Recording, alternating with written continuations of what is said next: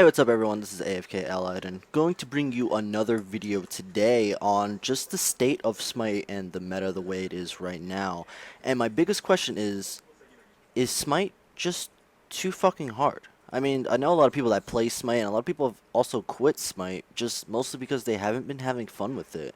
Especially with meta changes and pretty much like undesirable changes to gods or any kind of meta shift or early game being too focused or Gold Fury costs too much or Fire Giant's too strong, but in reality is the biggest problem with Smite is it just too fucking hard. So like just right there, right? You guys just saw that as a mid laner, I am Yanis. Right off the bat, why am I expected to know to go to red buff to clear it with my dual lane and then they rotate to purple? They reset the buff on me, and there's actually a specific way you're supposed to pull red buff. Hunter's supposed to pull it first, support attacks it second, and mage, actually, well, you could do it a couple ways, but generally Hunter pulls it first, so that way the Hunter actually tanks it. He can reset it to the support, or you can just tank it all the way out depending on your DPS, and then you're supposed to leash it to the mage, so that way the buff lands right in front of him, so he can take red buff and get to lane on time.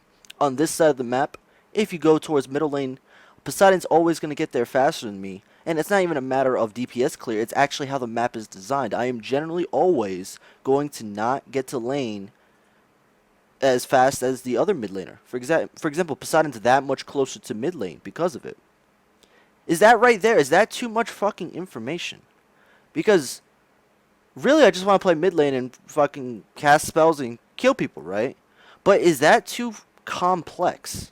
And that's the biggest question I have today is this start just too fucking complex? Is this a big reason why a lot of people don't even like to play ranked? They just want to fuck around in casuals and play with friends? Because in reality, it's kind of bullshit. Like, it's kind of bullshit that I'm forced to, no matter how well I clear this buff, I'm always going to be behind Poseidon because of just the map side. It's kind of bullshit that if my fucking dual lane, if they didn't reset the red buff to me correctly, I could even get more fucked and miss up to 3 minions in lane, depending on the clear time and how well they reset it to me. It's kind of fucking bullshit. I mean, there's also a lot of different starts, but it's just an example of, is Smite actually too fucking hard? Let's talk about starter builds, for example. So Bumba's Mass is pretty much the standard for anyone, but there's so many different starts. You can go Bumba's Hog 2, or you can go Bumba's and Boots 1 with Hog 1. Hog 1 has a higher cooldown, so you can't use it as often, but for characters like a Willix, you don't really have to worry too much about clear, so you can use that movement speed to get to lane faster. But is that too complex? Because not a lot of people know that. A lot of people just get Bumbas and just get Hog and maybe some health potions. Who the fuck knows? But are these different kind of starts too complex? So Willix was able to rotate quicker, and we actually end up not really doing much here. So as a mid laner, now if you notice, we're actually heading to back Harpies. So Willix used his boots, came over to mid. He didn't get the wave, but came over, grouped up, and as a mid laner jungler at the 1 minute mark, I hit level 3. We're expected. This is part of the meta. We're expected to go to back Harpies. We're going to clear back right Harpies, then rotate middle, and then we're going to go mid, push the wave, go back, and I'll actually speed this up so you got a better idea. I'm going to push the wave. He's only level 2. He's actually a little bit behind because I pushed the wave so quickly, which, granted, I probably should have waited for him. We're going to do back Harpies, and this is so we can rush to level 5, so it can be level 5 either before or right on the mid-Harpy timings, because we're expected to know that mid-Harpies spawn at the 3 minute marks. Is that too much? Because realistically, we have to know all about these timings, but is that just too much fucking effort? Because if we don't get mid-Harpies, we fall too far behind due to snowballing. So I think that's the biggest question. I mean, a lot of other MOBAs don't really have to deal with this too much. I recently have been playing Heroes of the Storm. Even in League of Legos, there's tiny objective changes, but for dual lane or mid lane in League of Legos, you just generally sit there and farm. You focus on farming, building items, harassing in lane. Heroes of the Storm, you focus on objectives, laning phase. There's certain strategies, but overall it's pretty straightforward. You sit in lane, you soak experience, You do things. You kill people. Maybe some minor objectives. You might do a back siege camp, or you might do golems. You could probably do small golems as dual lane. I won't even touch into Dota 2 because that game is fucking ridiculous. But it is pretty much the birth of MOBAs in general. So, yeah, that is the biggest question, because is it too hard for the casual audience to actually get into? So now the Wilix is going for an early gank. He is not level 4, but he does. I end up pushing this to hit level 5 right now. And mid Harpies should be spawning in 30 seconds. Now there's a couple of different ways you can do this, but a Wilix decides to go for the early gank on dual lane, which it's kind of a guaranteed kill. I ult over because I pushed. I hit 5. And we actually end up getting a kill here. First blood goes to Night Raven. But realistically, is it unreasonable for the dual lane to push up here? Well, in most cases, no. But they have to account for the fact that Yanis has ult. Like, there's so many things to account for that kind of make this really hard. And we reward a dual lane for recognizing these things. But is it too bullshit for the Apollo and Ares dual lane to push up at that time? Mid Harpies are about to spawn, but they want to push up so they can push the wave, so the support can rotate from mid Harpies, see if they can contest, hog them, and then either go mid lane, contest the other mid Harpies, or go back to dual lane. Is that too much information? Is that too much? So the jungler can see that and see that their lane is losing and do an early rotation like that. But is that too much to account for? Like, do I have to be paying attention to my minimap to recognize that the Wilix did both back Harpies, he's in mid lane, and he has nothing else to do, and rotates over to dual lane while I'm fighting my lane? I mean, most people will probably say, well, get better, but to the casual audience, I mean, that's Smite's growth, right? You want as many people to play your game as possible, and as a professional player, that's what I want as well. I want people to enjoy the game, people to watch, because that is, well, how I make a living. So how can I make a living if not enough people watch it, right? So but really it comes down to how you play the game. And is the way we play the game, is it actually too hard? I mean, things like this are natural. I would be paying attention to the Wilix. I would be paying attention to mid lane. I would see the possibilities of ganking. I would see the fact that Yanis does have a global ultimate and he just hit 5. We should probably back up. I would see that Ares has no way to escape. I would see that maybe I don't have enough mana. Maybe I don't really have a good way to get out. We could just push the lane and rotate together to mid Harpies. These are things that pop in my head.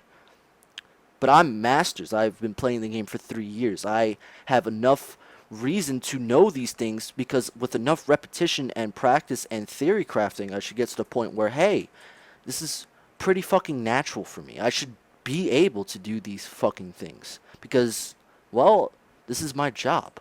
I'm expected, right? But not for the common. I mean, it's 3 Furman. Who the fuck is that? And it's not his fault. I can't blame him. But it's frustrating, especially on the enemy team or on your team. Is that too much for anyone to really deal with? So we actually do end up getting this kill. Poseidon rotates Krakens, but a Wilix dies to tower. Okay, fair enough. And I don't think we might. Oh no, he mistimed his one, and we actually weren't able to get this kill. And I think we actually force Thor off. So it's things like that. It was actually pretty cool. Poseidon came over Krakens. We're able to start mid Harpies. That's my ping, by the way. But Thor actually ults in on Bacchus, takes that kill. But I think I still get mid Harpies. I can't remember, right? So we're expected to do mid Harpies at the 3-minute mark. Try to confirm both. Best case scenario is you split them both ways. So I actually don't end up getting this because Ares rotated over. Or actually, I think we force a fight here. Get a nice little unstable vortex. But here's where the game kind of gets a little bit right? Because at this point, it's pretty much like there's been so much action already, and there's variables to account for. One variable is I'm out of mana. I already used it on a gank. A Wilkes came over, picked up the kill on Thor. Thor was out of mana. He wanted to get mid Harpies, though, because he knew a Wilkes died, but he didn't account for the respawn timer. He didn't take that into consideration. I mean, he went to mid Harpies because Ares was heading over from base because he died. But he had no mana. So there's a lot of options you have to weigh before going for objective fights. And is that too hard? I mean, simply enough, like just being out of mana is enough to pretty much not do anything, right? Like you generally just want to back. But you can't really give up the juicy objectives at hand, especially after a loss like that. You usually want to trade something, like for example, you're dueling getting first blooded. You want to trade that with, well, can we see at least if we can fight for mid harpies? Especially considering we kind of turned it around. We got a Kraken down. Poseidon died for it though, or he had to back, right? But these things are too complex. Like it's too much information for the casual viewer, and that's I feel like one of the bigger problems of Smite is that there's too much shit to do. There's so much on top of the fact that this MOBA is very unique to any other MOBA. It's everything is you have to skill shot it. My auto attacks are a skill shot. Most other MOBAs you just left click on someone. Let's say I want to left click on Hi-Rez right now. I'm hitting him. There's no chance I can never miss. There's no way. It's impossible. I could never miss an auto. So yeah, like is that like on should this MOBA be more casualized for the common player? Just because I mean the fact that everything's a skill shot, isn't that hard enough? Should the starts be a little bit less complex? Like, does Tier really have to know to get Talisman 1 against Jean Kui and Teleport? Or should it be a standard soul lane start? I do like the fact that you get to be able to choose, but is that how we should go about it? Should the Neath know that if you go Neath middle, you can go Transcendence 2 with health potions and mana potions to sustain in lane? I don't know. Not to mention the plethora of support starts. I mean, the Ares went Watchers Give Traveler's Shoes, but there's also plenty of other support starts you can go. For example, Mark of the Vanguard Ares is still pretty good because you dish out so much damage, you rely on kills and assists to keep you going. Instead of Watcher's Gift because you have so much kill potential. I don't know. But yeah, I just briefly want to go over the start of this video, or the start of this replay, just to kind of go over the major problem of Smite. I think it's just too fucking hard. That's it. I think it's kind of bullshit that we should know these timings for the casual player. And if you don't know these timings, the results, the aftermath, is fucking insane. If I don't get red buff at a certain time, it's insane. Not to mention invades. If you get invaded, if I lose this red buff, I lost my lane. There's no coming back. Especially against a high level team or a competitive team. It's pretty hard to come back from that. You have to come back through mostly fuck ups. There's no comeback mechanic in this game. If you die anywhere before level 5, you are royally fucked. Forever. Like it's hard. It's really, really hard. You have to either rely on team composition, teammates, but for the most part, you can KO yourself out. And it sucks. Getting purple buff invaded on as a hunter, if the enemy hunter takes your purple buff and you don't have a purple buff, you are at a severe disadvantage. I mean, it also depends on matchups and supports, but in a 1v1 scenario, you can't fight him unless he severely fucks up. And that's where skill takes into play and variables like jungler rotations and global ultimates. But just going off the facts, purple buff versus non-purple buff, you are fucked. Is that too much? Knowing the back harpy rotations and being able to farm midwave effectively, go back, get back harpies, is that too fucking much? Knowing when your speed buff spawns and knowing that it spawns at the same time as purple buff, so you use that timing to know that the enemy jungler is doing their speed buff, so you invade the enemy hunter's purple buff, because you know you have the numbers advantage. Is that too complex? I mean, in the grand scheme of things, I think this game is fairly straightforward, and it's pretty easy, and I do like the fact that it is hard. But for the common viewer, it probably is just too much for them to handle. I mean, some people just play games for fun. So, I don't know. I don't know. We'll see what happens. But once again, thank you guys so much for watching this video. Hopefully, get some people talking. I think a big reason why I made this video is because I think the way you start buffs and the way you kind of start the game needs to be overhauled. And overhauled in a good way. A lot of people don't play Conquest. A lot of people don't even touch fucking ranked, and it's mostly because this is too fucking much. It's too daunting. It's kind of ridiculous when you look at it. Like, if I told you had to do it in a very specific way every single time or else you lose the game, that kind of fucking sucks. You don't want to actually play this mode, where I could just play arena and just go in and kill people and, you know, fuck people up and have a great time. Why would I do this? And that's the biggest thing. Why would I put myself through all of this shit? So, yeah, thank you guys so much for watching. Make sure you subscribe, and I'll come out with a new video soon. Peace.